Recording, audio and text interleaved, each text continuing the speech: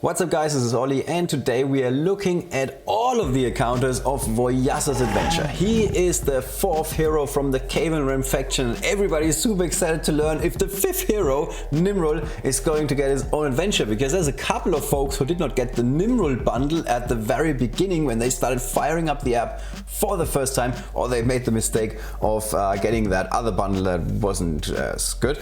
In this video I'm trying to walk you through all of the encounters so you can unlock the final chest. There's something very special about this particular adventure due to the fact how Voyassa's active works. You need to damage him before you can activate the effect.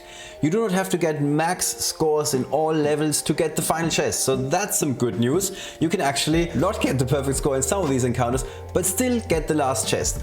I managed to get it. I'm going to show you how you can do it too. Let's not waste any more time and head into encounter number 1. So in common encounter number 1, we need to play. Obviously we need to get a lightning victory and we need to play the Cavern Realm faction, which should be, if you have been around for a little bit, relatively easy, because most of these guys have had their own adventure. The first time I played this level I made one crucial mistake. These guys, the horse archers, if you hit them and you don't kill them right away, they strike back. So I went in with Nimrul feeling like $1,000,000, and then Nimrul got struck back and he took some damage, and I was like, oh, this is not how this works.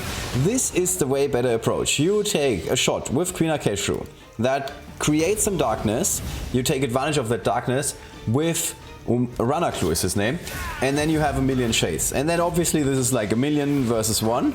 Voyassa is doing what Voyassa does best, standing on the sidelines and cheering, and that gives us the perfect score in the first encounter. Common encounter number 2 I also had to play twice because I also made some mistakes that I can now show you how to not do. So here we have to play mounted units. Mounted units for all of these adventure usually means Sir Mattois, because Sir Mattois can create summons. Summons mean that the opponents are striking the summons, and when they are striking the summons, they are not dealing with us, which is in our interest. The mistake that I made the first time, I remember now, was that Tim left everybody alive with 1 health. I kid you not. Everybody was alive with 1 health. So if you're not like the least lucky player in the world, this is your result if you do it right. Which takes us to common encounter number 3, where you can only deploy dark heroes. Now all of the encounters where you can only employ dark heroes usually means that you want to play with Grandma Bones, because Grandma Bones can give you summons, and summons are good. So this takes forever because I'm thinking my entire playthrough here, and eventually I feel like, okay, this is the way to go. So we start with Nimrul because we need to get some crits in. Nimrul creates the first couple of summons, courtesy of Grandma Bones. So now we've basically taken care of the bottom left side. We just have to now focus on the guys that are on the top, even though they are very unlikely to hit us. They are very likely to engage with the skeletons. We need to focus on all of the guys on the top. So here I think I'm making a mistake, because by moving Grandma Bones in, you're not getting shades. Grandma Bones is basically overwriting the effect of Queen Akeshu.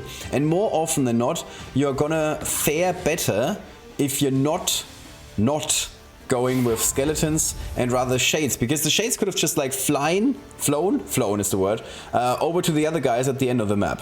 So now moving in with Akio in the middle. This is also crucial because this guy that ends up in this spot, which was Queen Akeshu before, gets pulled.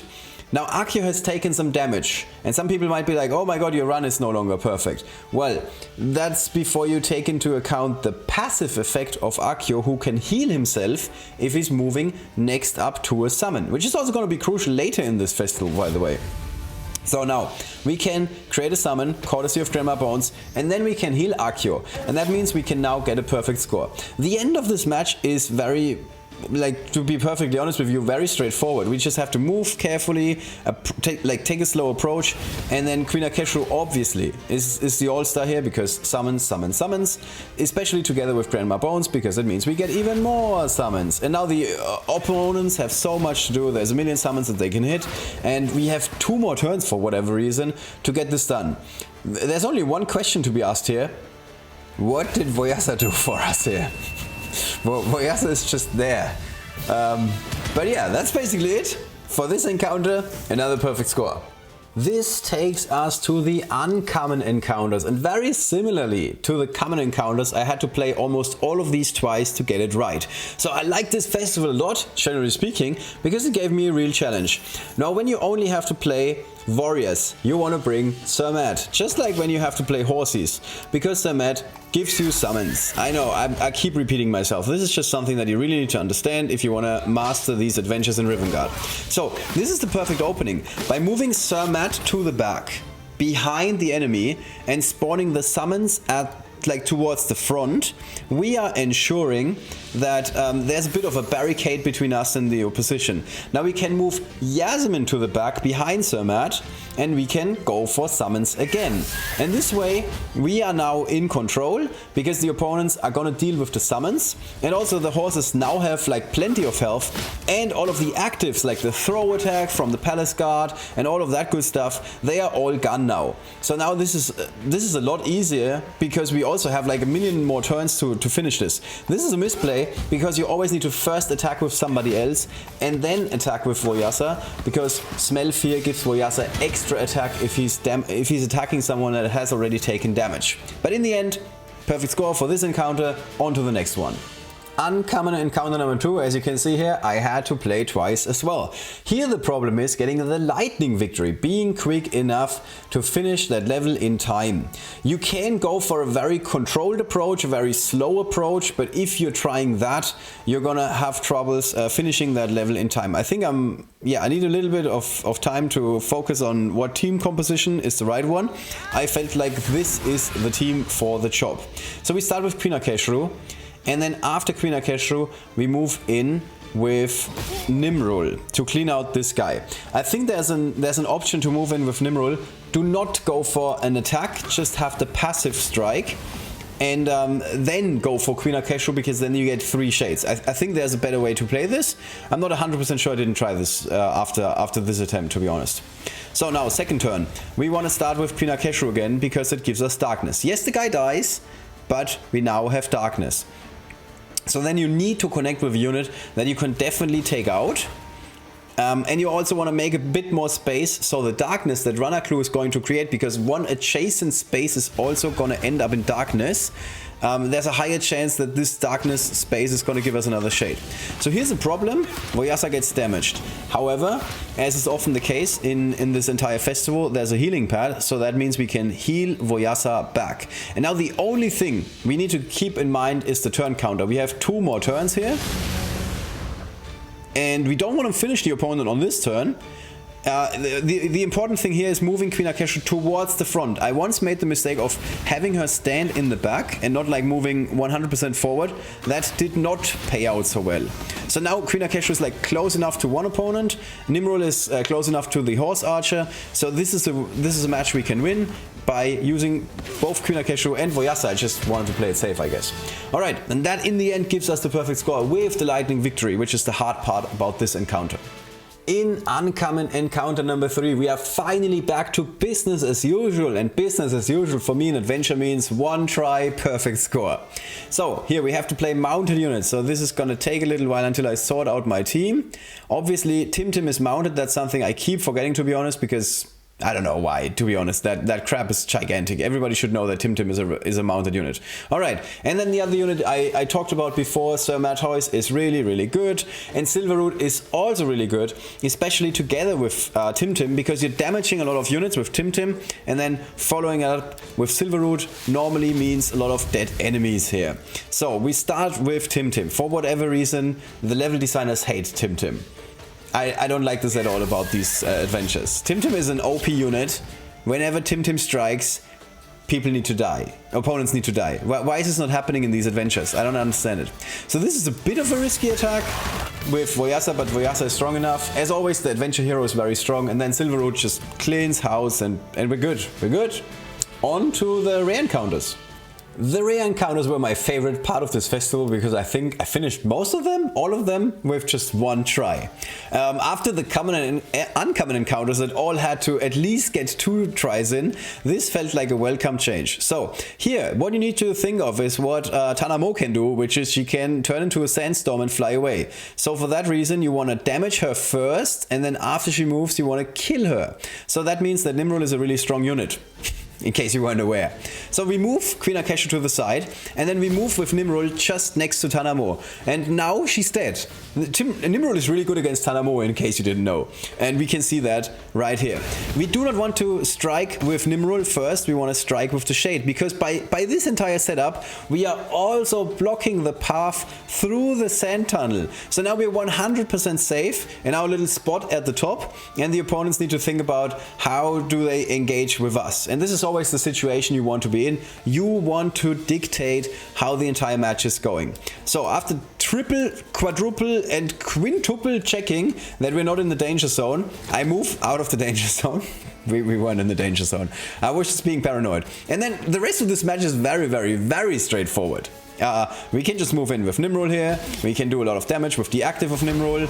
Boom, almost everybody dead. Then we have one more opponent that we can finish with Voyassa. We have a second opponent which we can finish or try to finish with the active of Queen Akesha. And this match is over, obviously. This match is over. We still had another Shade, and the Shade was tanking the damage for us, and that gives us the perfect score. On to the next one. In rare encounter number 2, we can only deploy Dark Heroes. So I was kind of tempted to go with Granny, but then after thinking about this some more and looking at the map layout, I realized that no, we can actually go with Nimrod here. Let's just see when we're starting. The other unit that you absolutely need is Runner Clue, because you need summons, and Runner Clue is great at creating summons if somebody else can first create some darkness. So in the end, I think this is it. Yeah. And now we're moving in with Nimrod. Nimrod takes out one guy immediately, which is not the end of the world. And then we can take out the other guy, the Palace Guard, with the active of Nimrod, which gives us darkness. Now we create some more darkness, we create some shades, and in case you weren't aware, these guys, these conjurers is their name, they don't attack very often. They use their active, which is giving somebody hammer time, and that means we're not taking damage, and that means we're getting a perfect score very easily. Easiest encounter so far. On to rare encounter number 3, where we can only deploy warrior heroes. I know I said this before, warriors means we want to play Sir Matt. So there's a very good chance that 2 minutes I'm gonna select units here. That is the case, actually. And then we kick things off. We're kicking things off with Voyassa. We're just doing an attack into the corner. We were hoping for a crit hit, but it's fine because we're kind of isolating that opponent in the corner. And now all of my units are moving into the top left corners, and since the units at the very top, because of the positioning that I went for, all of my units at the front are now horses, which means we have a very good chance of defending this position and not like taking a lot of damage here. So we first damage the opponent. After we damage the opponent, Voyassa can come in, and now Polearm is strong arming us into a position where we can actually not take out the Palace Guard. So this is not great. Now you want to move Yasmin to the back and Akio at the front, and you also want to block the path through the portal. That is also very important. And I'm thinking about using Yasmin to refresh Sir Matt, but I'm thinking better of it, because if we're now going for the Yasmin heal and somebody else gets damaged, we can never go for another heal again. This is our one and only chance. So we have 2 more turns. So that means we now need to get something going. Obviously we can take out this guy here with the help of Voyassa, and then we have another attacker with Sir Matt. But we need Sir Matt for something else, and that is creating horses for a second time. So we can go through the portal to the enemy on the other side of the map. And now there's 2 opponents, 3 horses, and an Akio. That's a formula that you can solve. You don't have to be like for top math class.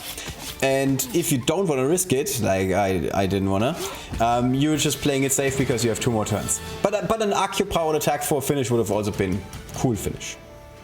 Rare encounter number 4 takes us back into the Cavern Realm. So now we have to play those guys again. And there's a very good chance that I'm going to need a couple of minutes to set up my squad and look through all of these Cavern Realm guys. In the end, I'm feeling like this is the correct lineup here.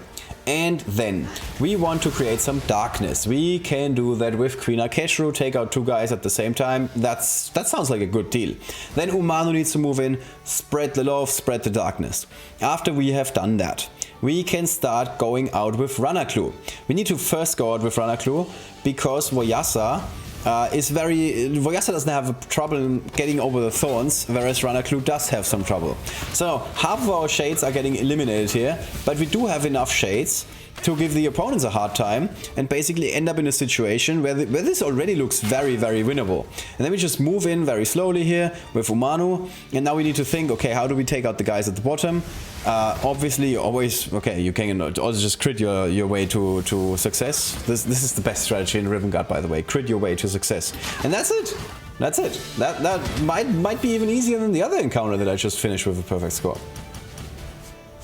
We are going 5 for 5 because all 5 rare encounters were perfect scored. Yes, that's the word, on the first attempt. This time around, we need to play horses.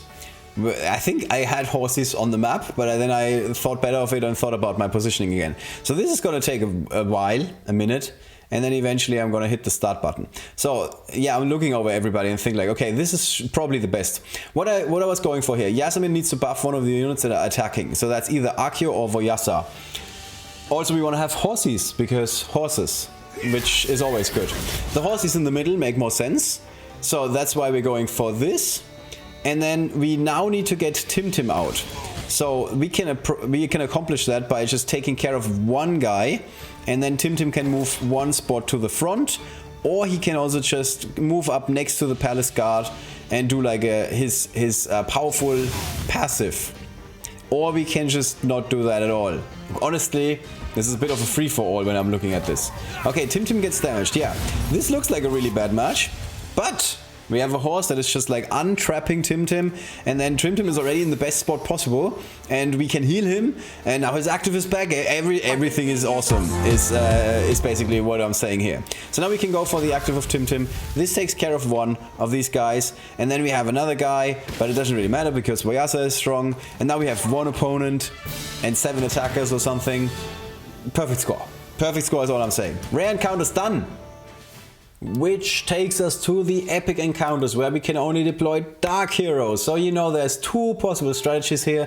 One of them involves Grandma Bones, the other one employs all of that army of darkness. I am feeling like Nimrod is a really good option here. The only problem is, do we get enough darkness? Yes, if these guys don't immediately fall to Nimrod, which should be the case. Yes, one of them survives, so that means we can go for the active of Nimrod. We suddenly have darkness everywhere. Then we can go for Ranaklu. We suddenly have shades everywhere. And Voyassa is standing in the back and not doing much. I like this adventure a lot. It really showcases the strength of this unit. And that's it. That's the first epic encounter. Yeah. Really hard. Epic encounter number 2 might be the reason why you only have to get a certain amount of points before you get the final chest. Because, truth be told, I have not figured out how to get a perfect score on this encounter. This is my first run in this encounter. So I'm feeling like, yeah, this seems like a good strategy. We go in with Queen Akeshru. Now if we get really lucky with the way that the shade spawns and with the way that Umanu is spreading the darkness, there is a scenario where there is darkness in front of us. So that not everything in front of us is burning. So now I feel like we need to go into the fire with Voyassa. I think that's what we're going for here. And now the problem is that a second unit is getting damaged, and that in our case is Umanu. And I don't really see how we can avoid that. And at least I haven't figured it out. If you figured it out, let me know. So we can move in with Voyassa, spread a lot of darkness, and then Umanu spreads it even further. And after that, it's pretty straightforward what is going to happen here. I think this is where I'm making a misplay here. And that is, I'm going for too many shades. Because if you're having so many shades, as I'm going for here, there is no way that you're not winning on your next turn. And I think it is better to not right away win this encounter. I think you want to have the opponents give them a chance to strike back, at least for a little bit. The problem is they are all killing the shades with just one shot, unless the shade is in the grass. So now everybody's dead on the other side of the board. and we cannot heal our units anymore. And even if we could heal our units, we would have to heal Umanu this turn and then Voyassa the next turn, which seems like a bit of too much to do. My best score here is 513 points, but I never managed 520. If you know how to do it, leave a comment below. Epic Encounter 3 is the best puzzle in the entire adventure where we can only play mounted units. This encounter is all about positioning. It makes it's all about where you place your units. So important is to move Tim to the left top spot, and then the other important placement is Sir Mattoy's, which needs to be on the left side and not at the top right, which is what I did before and which does not work out. So then you want to go in with Tim. You want to go for the Flood of Crabs and be disappointed that Tim is never able to kill anybody even when they're standing next to water. Why are you hating Tim, game designers? I don't understand it. So here my game was starting to freeze, as you can see. Sometimes it seems to be a bit too much these days after the last patch. A couple of players also experienced freezes. After the last patch, it seems to happen more and more when you're doing stuff like recording something and at the same time playing. So the first turn goes kinda as expected. The horses are down, almost down, there's one more horse remaining. But you're taking out all of the opponents on the top side, and there's only one palace guard on the bottom. Now we move with Yasmin next to the palace guard, and with Sir Mattoy's next to the palace guard, and now we get fresh horses after Tim went in. And obviously this right now is a case for Accio. So Accio goes for his special. Our horses are doing a lot of damage. Now the palace guard is hit, and the Russian is cut, and Voyassa is taking him down. That's it. We are getting a perfect score in this encounter. The hardest one out of all of them, in my personal opinion. So last but certainly not least, we need to go for the final encounter. We can only play Dark Hero, so this means we need the all-star squad of both Cavern Realm as well as Waning Moon. Those two are apparently enemies, they don't like each other, but they get along very, very well, apparently. So, what you can do here is you go in. Oh, actually, I played this a couple of times now. I've also had a strategy where I'm going with Nimrul to the right side and Granny goes in the middle. This is also possible. You do not need to have runner clue. Both attempts are fine in my personal opinion. The important thing is that Queen Akeshru needs to engage with Adasi, so Adasi is basically taken care of. And runner clue here is not really doing much. Yeah, Nimrul getting damaged. Accio getting damaged is not a big deal. I explained this before, because you can just heal him up. So now we want to create a couple more skeletons, and also we want to get Granny closer to the left side so we can actually get skeletons when we start taking apart enemies on the left side. Queen Akeshru now needs to get out of that corner and give us a bit of a board presence on the bottom. This was another situation where I'm not like 100% sure did I play this right, because I wanted to move in with Runner Clue, but I can't, of course, because there's now a skeleton. So Runner Clue is still doing nothing. Runner Clue is just for the second turn in a row. He's just basically going hammer time. But now we can see we have 2 more turns, and this suddenly becomes extremely winnable. We just need to make sure that nobody else gets damaged, with, of course, the exception of Accio, because Accio can heal. So we move Accio down to the bottom. He heals up. He's almost 100% health again. Not quite yet, but we're going to get there. I think Runner Clue is never going to do anything in this entire match. I think Nimrod was the better choice. Just looking over this again, I'm like, I think the other unit was a bit better. Alright, so now this is pretty straightforward. My game is freezing again. But no worries, it's gonna continue eventually. It's a really good showcase. So, what we want to do here. We want to move in, if we're not playing like complete idiots, with Granny. Because if we move in with Granny, we would have gotten another skeleton. But even without the skeleton, a highly leveled Accio with a very strong active, level 43 in my case, gets the job done. And that means we got another perfect score. At the end of the day, we got perfect scores in all encounters except for one. And that means we are opening the final chest and we're doing extremely well in that festival. That's already it for today. I'm sorry guys, I had to rush through this a little bit more and to try and get it out for you as early as possible. I'm super happy with my result again. I've almost got a perfect score, but it seems like it's kinda impossible to get a perfect score if you If you know how to get the perfect score in the epic encounter number 2, please leave a comment and share it with the community. Hope you guys enjoyed the video. Hope I was able to help you guys unlock a couple additional prizes like another essence or some shards for Voyassa, so you can get that unit to a higher rarity. He's actually really good when it comes to tanking dragon landings, and then also he was damaged, which means you can activate his effect and do a lot of damage in guild raid. He's actually a really good unit in guild raid. That's the one mode where he shines. I will see you guys either in the duel mode very soon, or the arena, or of course on the official Discord. Take care and see you soon.